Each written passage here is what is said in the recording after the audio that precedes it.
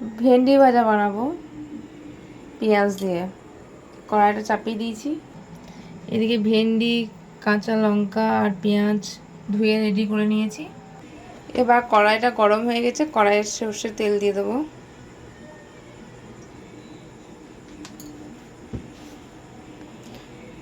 আপনারা যেরকম ভেন্ডি দেবেন সেরকম পরিমাণ মতো তেল দিয়ে দেবেন। তেলটা এবার গরম হয়ে আসছে,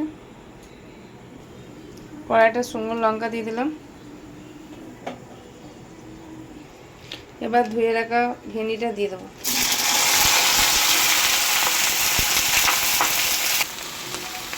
ভেন্ডি ভেজে নিলাম।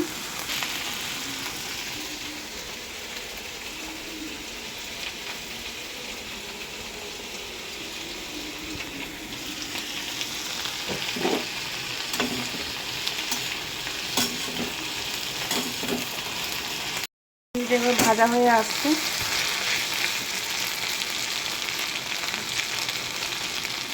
একটু কড়া করে ভেজে নেবেন, জল ছাড়া ভেন্ডি ভাজা, জলমল কিচ্ছু লাগবে না।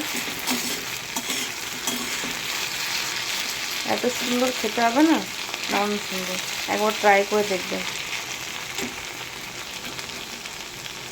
ভেন্ডি ভাজা হয়ে এসছে, এবার নামিয়ে নেব। নামিয়ে নিলে হবে। এবার নামিয়ে নেবেন, গরম ভাতে খেয়ে দেখবেন।